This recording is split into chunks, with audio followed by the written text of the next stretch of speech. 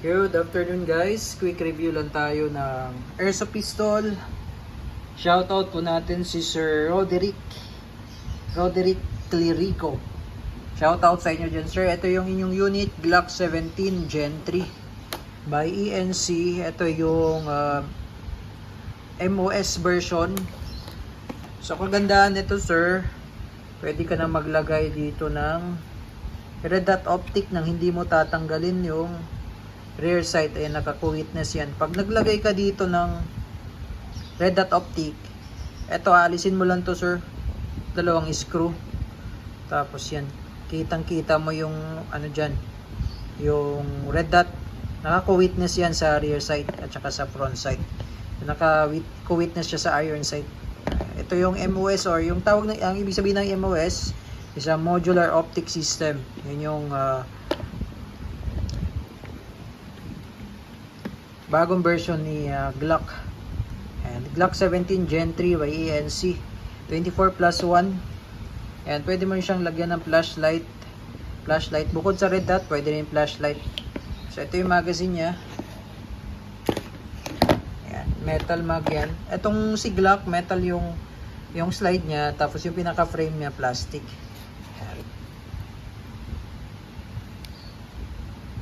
Ayan, magazine. So bali, may kasama na siyang gas, pop dyno. Ito yung propellant niya, green gas, standard power, tapos 0.23 grams 4,000 shots. Ayan, yung kasama niya, tsaka yung oil. Isisingit ko lang din sa mga nag-i-inquire, lalo na sa mga newbie, kung ano daw yung airsoft, ano daw yung kaibahan ng airsoft sa airgun. So itong nakikita nyo po ngayon is si Glock 17 airsoft pistol. Ayan, nakikita nyo po, no? So kapag airsoft, automatic ang bala, plastic BBs. Usually, ang bala ng airsoft is plastic BBs. Kapag airgun naman, may makikita naman po kayo sa mga reviews namin sa YouTube. Ayan, may mga nakikita po kayong airgun katulad nito. Ito, Glock 19. Ayan, airgun. Ayan, Glock 17, airsoft. Ito, Glock 19, airgun. So, ang bala ng airgun, usually, ang bala ng airgun, bolitas, or lead pellets. Ayun po yung usually bala ng airgun. So para hindi po kayo malito, lalo na especially newbie, ano ba yung airgun, ano ba yung airsoft. So ulitin ko po, kapag naka-indicate sa box airsoft pistol, lahat naman yan may naka-indicate kung airsoft po yan o airgun.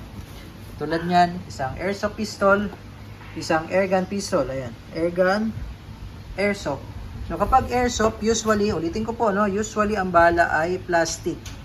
Ang gas ng airsoft usually green gas, meron ding CO2. Meron ding mga CO2 powered, katulad to CO2 na airsoft. Pero ang bala pa rin nun is plastic. Naka-design siya for plastic. Pero kung airgun, ito ang bala nun, steel ball or pellets. Ayan. Para hindi kayo malito, no? Okay, so itong ating i-review ngayon is a Glock 17 airsoft pistol. So bala niya ay plastic, ang gas niya ay green gas. Ayan. So airsoft pistol yan. So, ito ay MOS. Ibig sabihin ng MOS, modular optic system. So makikita nyo, yung slide niya meron screw, dalawang screw dyan. No? Ayan. So, pwede siyang lagyan ng red dot optic.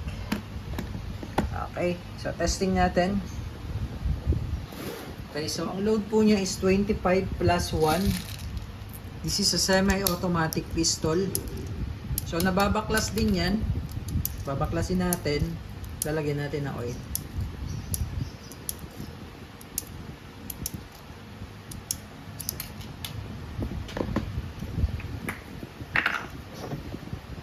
Upside down, inverted position. Ito naman yung paglalagay ng gas.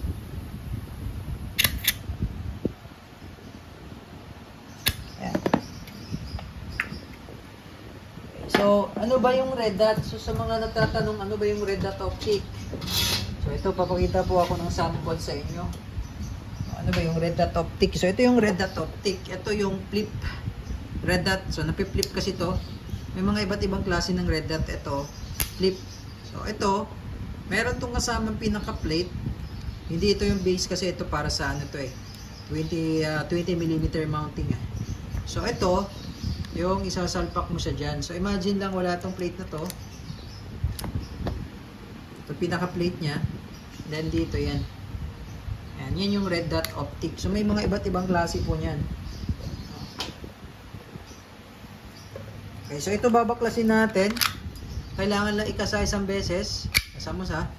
Tapos itong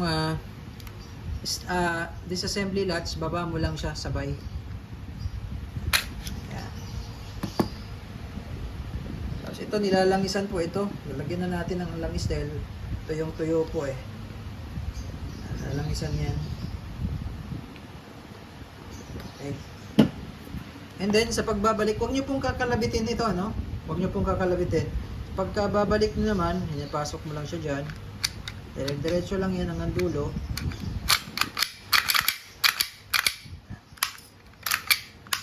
Okay, so goods na. Testing. Chronograph testing natin. Ilang EPS. Okay, chronograph testing. Glock 17 MOS. Firing. Oh, nalobat pa. Nalobat yung ating chronograph.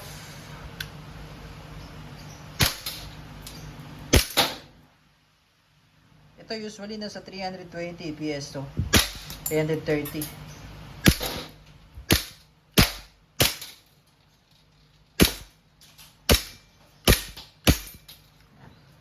So, open slide, release magazine lang.